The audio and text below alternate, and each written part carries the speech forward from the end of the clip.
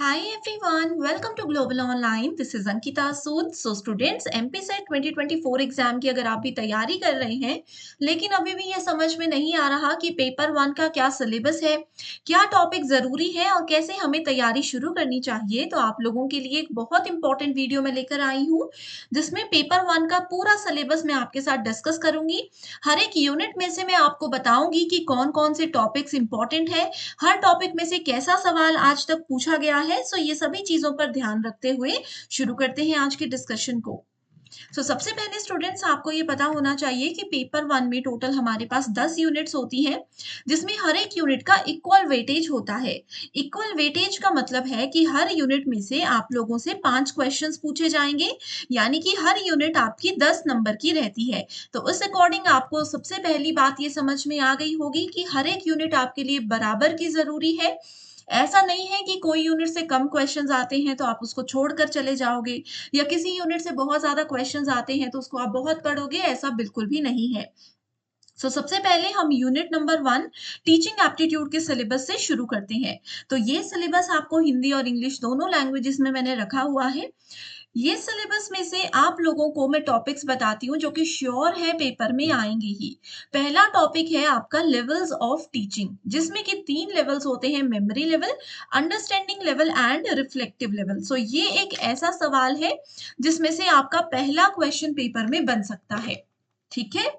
दूसरा important topic जो आपका पेपर में आएगा वो है ब्लूम्स टेक्सोनॉमी।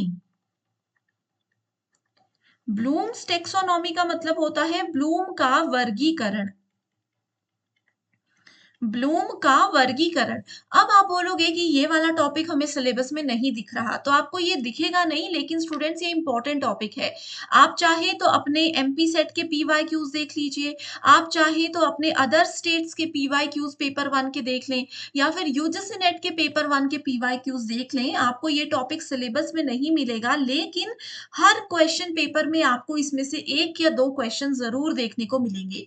तो ये बहुत ज़रूरी टॉपिक है ब्लूम की टेक्सोनॉमी। उसके अंदर 3 स्टेजेस होते हैं। 3 स्टेजेस में भी आगे 6 से 7 स्टेप्स होते हैं जो कि आपको याद रखने हैं। यहाँ से पेपर में सवाल आएंगे। अब एक सवाल और आपको कंफ्यूज कर रहा होगा कि मैम ये ऐसे टॉपिक्स जो यहाँ पर नहीं मेंशन्ड हैं उनको हम कैसे पढ़ें?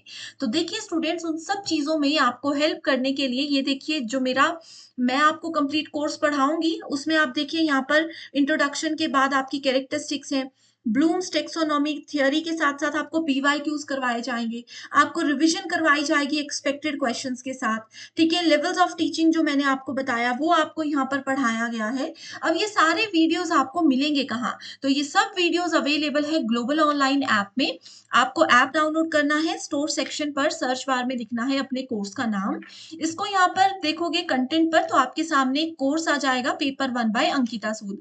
उससे पहले फ्री डेमो वीडियोस है, ये देख लेना, आपको आइडिया मिल जाएगा कि मैं कैसा पढ़ाती हूँ, क्या हमारे क्वालिटी है कंटेंट की। इस पे क्लिक करोगे तो आप यहाँ पर डिटेल्ड कोर्स में जाकर देखोगे, यूनिट वाइज फोल्डर है, यूनिट 1, यूनिट 2 सब कुछ आपको मिल जाएगा।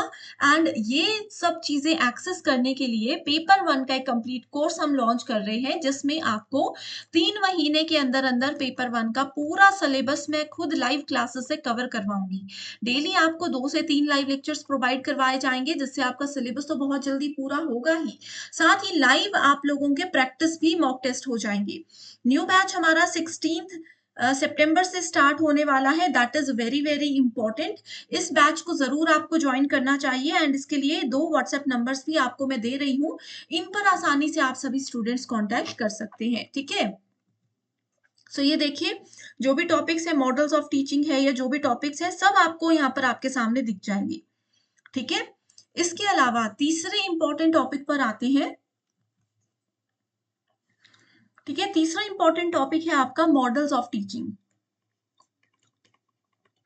मॉडल्स ऑफ टीचिंग में बेसिकली हमारे पास 6 से 7 ऐसे मॉडल हैं जो कि एग्जाम के लिए बहुत इंपॉर्टेंट है। चौथा इंपॉर्टेंट टॉपिक आप लोगों का टीचिंग एप्टीट्यूड में से आता है online methods of teaching. Online methods of teaching में स्वयं, स्वयं प्रभा और मूक, यहाँ पर हम देखेंगे स्वयं, स्वयं प्रभा और मूक तो है ही, इसके अलावा और भी बहुत सारे प्लेटफॉर्म्स हैं, जैसे कि पेडलेट है, ठीक है, जैसे कि कहूत है, ठीक है, जैसे कि सीसो है, इस तरीके के बहुत सारे प्लेटफ़ॉर्म्स आ चुके हैं ऑनलाइन टीचिंग को बेहतर बनाने के लिए, जो कि सब हमें पढ़कर जाने चाहिए।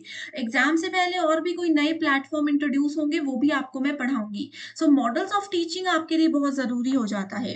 एंड 5वां सबसे इम्पोर्टेंट टॉपिक इस यूनिट में से है आपका इवैल्यूएशन सिस्टम। सो इवैल्यूएशन सिस्टम क्या होता है? इसके टाइप्स में से आपको क्वेश्चन पूछा जाएगा, ठीक है? इसमें बेसिकली आपको 4 से 5 बेसिक टाइप्स मिलेंगे एंड उसके अलावा जो भी टाइप्स है उसको हमने पीवाईक्यूज़ के साथ ऑलरेडी कवर किया भी है और आगे भी हम लाइव लेक्चर्स के साथ कवर करते रहेंगे। ओके, सो ये 5 इंपॉर्टेंट टॉपिक्स मैंने आपको टीचिंग एप्टीट्यूड के बता दिए। न्यू बैच जॉइन कर लेना, नंबर्स हमारे व्हाट्सएप पे सेव करके मैसेज ज़रूर एक बार कर दीजिए। इसके अलावा सेकंड यूनिट है रिसर्च एप्टीट्यूड। अब आपको लगेगा कि इसका तो बहुत छोटा-सा सिलेबस है, ये तो फटाफट 2 दिन में हो जाएगा। ऐसा बिल्कुल भी नहीं है, सबसे ज़्यादा लेंथी और सबसे ज़्यादा स्कोरिंग यूनिट ये है। इसमें सबसे पहली चीज़ आपको पढ़कर जानी है that is your types of research. Types of research में सबसे फोकस होना चाहिए आपका क्वालिटेटिव रिसर्च पर और क्वांटिटेटिव रिसर्च पर। यानी कि आपका फोकस होना चाहिए गुणात्मक और मात्रात्मक अनुसंधान पर। ये 2 चीज़ें अगर पढ़ ली, इसी से आप रिलेट कर पाओगे इंडक्टिव को भी और इसी से आप रिलेट कर पाओगे डिडक्टिव रिसर्च को भी। ठीक है? ये आपने रिलेट कर लिया, उसके बाद फिर और भी रिसर्च के हमारे पास 15 से 20 टाइप्स होते हैं, जैसे कि बेसिक रिसर्च है, हिस्टोरिकल रिसर्च है, एक्सपेरिमेंटल रिसर्च है, एक्स पोस्ट फैक्टो रिसर्च है, ऐसे बहुत सारे रिसर्च के टाइप्स हैं, वो सब आपको पढ़कर जाने हैं। ठीक है? तो ये हो गया हमारा पहला टॉपिक जिसमें आपको क्या-क्या पढ़ना है, ये भी मैंने बता दिया। दूसरा इम्पोर्टेंट टॉपिक आता है हमारा स्टेप्स ऑफ रिसर्च। अब स्टेप्स में जनरली क्या होता है हमारे पास 6, 7, 8 कुछ स्टेप्स होंगे, आप सोचोगे कि ये स्टेप्स याद कर लिया और हो गया, लेकिन इतना सफिशिएंट नहीं है। स्टेप्स ऑफ रिसर्च भी अपने आप में एक बहुत बड़ा टॉपिक है, जैसे कि स्टेप्स ऑफ रिसर्च में हमारे पास एक स्टेप आता है सैंपलिंग, जिसको हिंदी में नमूनाकरण बोला जाता है। सिलेबस में नहीं दिखेगा लेकिन एक स्टेप है ये। सैंपलिंग के आगे 2 पार्ट्स होते हैं, ये आपको पढ़ने हैं। आगे उन पार्ट्स को भी फर्दर कुछ हिस्सों में बाँटा गया है, वो आपको पढ़कर जाना है। तो सैंपलिंग हो गया आपका तीसरा टॉपिक।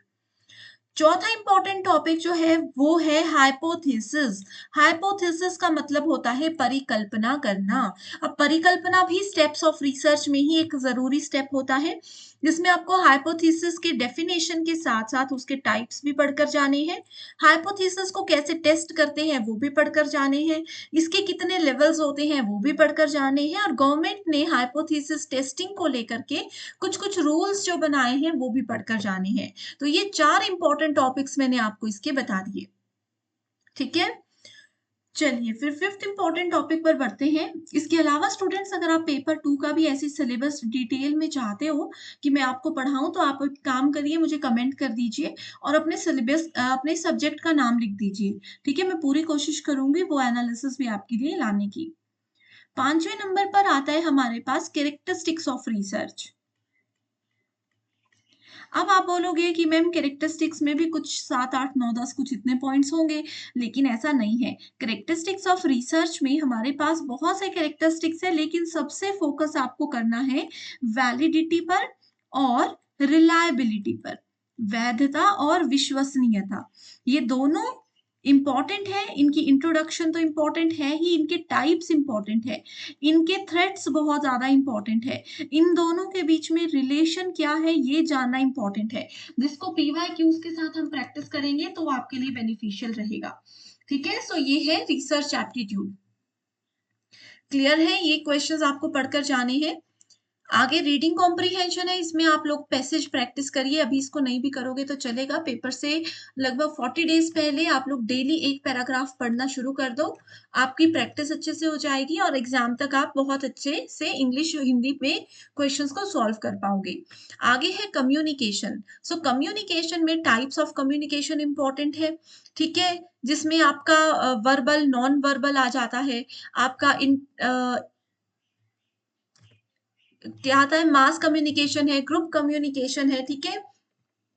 ये सारी बहुत सारी कम्युनिकेशन है, हॉरिज़ॉन्टल, वर्टिकल कम्युनिकेशन हमारे पास होता है, इंटरपर्सनल, इंट्रापर्सनल होता है, ये सब हमें पढ़कर जाने हैं। क्लासरूम कम्युनिकेशन सेकंड टॉपिक है जो कि ज़रूरी है।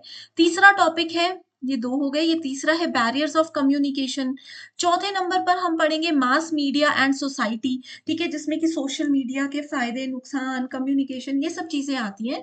और पाँचवाँ टॉपिक जो है वो बेसिक आता है जिसके लिए आपको कोई टॉपिक नहीं पढ़ना। कम्युनिकेशन से रिलेटेड कुछ छोटी-छोटी सी टर्म्स होती हैं, उसमें से कोई रैंडम क्वेश्चन पूछा जाता है, जो कि इन सभी चीज़ों पर निर्भर करेगा। अगली यूनिट है मैथ्स रीज़निंग। इसमें आपको देखिए नंबर सीरीज में से क्वेश्चन आएगा या फिर लेटर में से आएगा। इन दोनों में से एक बार में एक क्वेश्चन आता है, ठीक है? मैथ्स आप लोग अच्छे से पढ़कर जाइएगा। मैथ्स में आपका फोकस टाइम एंड डिस्टेंस पर होना चाहिए, रेशियो ज़रूरी है, परसेंटेज ज़रूरी है, प्रॉफिट एंड लॉस ज़रूरी है, एवरेज बहुत ज़्यादा ज़रूरी है। ये आपको पढ़कर जाने हैं और इसी यूनिट के बेस पर आपकी यूनिट नंबर 7 डेटा इंटरप्रिटेशन भी हो जाएगी। तो इस यूनिट को अच्छे से आप पढ़ते रहिए। आगे है लॉजिकल रीजनिंग। इस यूनिट को पीवाईक्यू के बेस पर पढ़ेंगे तो ही फायदा रहता है। इसमें पहला टॉपिक है स्ट्रक्चर ऑफ कैटेगोरिकल प्रोपोजिशन, ठीक है? अ, इसको हम इग्नोर कर सकते हैं। पहला टॉपिक ये मान लीजिए क्लासिकल स्क्वायर ऑफ ऑपोजिशन। इसको मैंने AEIO के बहुत ही आसान रूल के साथ आपको बताया है। 2 नंबर यहाँ से आप पक्के कर सकते हो, ये इतना आसान टॉपिक है। दूसरा है इंडक्टिव और डिडक्टिव रीजनिंग। ये पीवाईक्यूज इसके जितने भी हैं वो पढ़ेंगे तो ही फायदेमंद रहेगा, अदरवाइज थोड़ा सा टफ हो सकता है। तीसरा टॉपिक है इंडियन लॉजिक। ये वाला पूरा का पूरा पार्ट इंपॉर्टेंट है जो कि पीवाईक्यू के बेस पर ही रहेगा। इसमें छोटी-छोटी चीजें जैसे हमें पढ़ना है हेतु क्या होता है, हमें पढ़कर जाना है कि रेफरेंस क्या होता है, ऐसे छोटी-छोटी चीजें पूछी जाती हैं। डेटा इंटरप्रिटेशन मैंने आपको बता दिया, प्रैक्टिस बेस्ड यूनिट है। आईसीटी यूनिट का सिलेबस आपको छोटा-सा दिखेगा बट इतना छोटा-सा ये है नहीं। आईसीटी में पहला टॉपिक है मेमोरी, ठीक है? इस यूनिट की बात कर रहे हैं। पहला टॉपिक है मेमोरी, जिसमें आप लोगों को मेमोरी के टाइप्स पढ़ने हैं, प्राइमरी मेमोरी, सेकेंडरी मेमोरी क्या होता है, मेमोरी के साइज पढ़ने हैं कि एमबी क्या होता है, केबी क्या होता है, जीबी क्या होता है, ये सब हमें पढ़कर जाना है। साइज या इसको यूनिट बोलते हैं, ठीक है? इन यूनिट्स को कन्वर्ट कैसे किया जाता है, एमबी को कैसे केबी में बदलते हैं, केबी को कैसे एमबी में बदलते हैं, वो हमें पढ़कर जाना है, ठीक है? दूसरा इंपॉर्टेंट टॉपिक है इसमें से वायरस। वायरस क्या होता है, एंटीवायरस क्या होता है, उसमें ट्रोजन हॉर्स क्या होता है, ऐसी-ऐसी चीज़ें पूछी जाती है। तीसरा है नेटवर्क। नेटवर्क में कुछ टर्म्स हैं जैसे कि लैन, मैन, वैन क्या होता है, ये आपको पढ़कर जाना है। आपसे पूछा जा सकता है कि टोपोलॉजी क्या होती है, ये आपको पढ़कर जाना है। ठीक है? 4th नंबर पर है आईसीटी की कुछ इंपॉर्टेंट फुल फॉर्म्स। ठीक है, कुछ इंपॉर्टेंट फुल फॉर्म्स में आपसे जैसे पूछा जा सकता है एचटीटीपी क्या होता है, आपसे पूछा जा सकता है एफटीपी क्या होता है, तो ये जितनी भी फुल फॉर्म्स है ये सब मैं आपको पढ़ाऊंगी। परेशान नहीं होना है कि क्या पढ़ें क्या ना पढ़ें। आगे ईमेल में से क्वेश्चन आप एक्सपेक्ट कर सकते हो, ठीक है? यूनिट नंबर 9 का सिलेबस बहुत ज़्यादा दिख रहा होगा लेकिन ये बहुत आसान यूनिट है। इसमें श्योर है कि आपको पहले तो मिलेनियम डेवलपमेंट और सस्टेनेबल डेवलपमेंट गोल्स पढ़कर जाना है।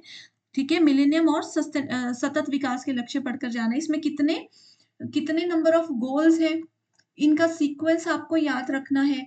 ठीक है? इनका क्या टारगेट है वो याद रखना है, इनका क्या ईयर है वो याद रखना है, टोटल कितनी कंट्रीज़ इसमें जुड़ी हैं वो याद रखना है। बस ये 5 चीज़ें याद रखनी है। आगे पॉल्यूशन पढ़कर जाना है, एयर पॉल्यूशन, वाटर पॉल्यूशन। आपसे पूछा जा सकता है कि एयर पॉल्यूशन में 4-5 केमिकल्स के नाम दिए होंगे।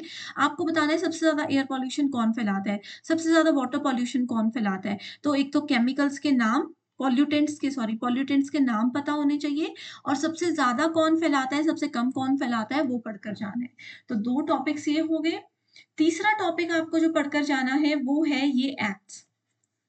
ठीक है? जैसे कि ये कुछ प्रोटोकॉल्स है, क्योटो प्रोटोकॉल है, आपका रियो समिट है, मॉन्ट्रियल प्रोटोकॉल है, पेरिस एग्रीमेंट है। ये कब बने हैं, ये पता होना चाहिए। ये क्यों बनाए गए हैं, ये पता होना चाहिए। कितनी कंट्रीज़ इसमें इन्वॉल्व्ड है, ये पता होना चाहिए। जिस रीज़न की वजह से ये बनाए गए थे, क्या वो टारगेट इनका पूरा हो पाया है या नहीं हो पाया है, ये आपको पता होना चाहिए। तो ये 3 इम्पोर्टेंट टॉपिक्स मैंने आपको बता दिए। चौथे नंबर पर पीपल एंड एनवायरनमेंट में क्या पढ़कर जाना है, करंट अफेयर्स थोड़े-थोड़े से पढ़कर जाने हैं, जो कि मैं आपको बताऊँगी कि क्या पढ़कर जाना है। तो 4th और 5th 2 क्वेश्चंस हम करंट अफेयर्स से बेसिक से एक्सपेक्ट कर सकते हैं। आगे है हायर एजुकेशन सिस्टम। पहला टॉपिक है एंशिएंट एजुकेशन सिस्टम।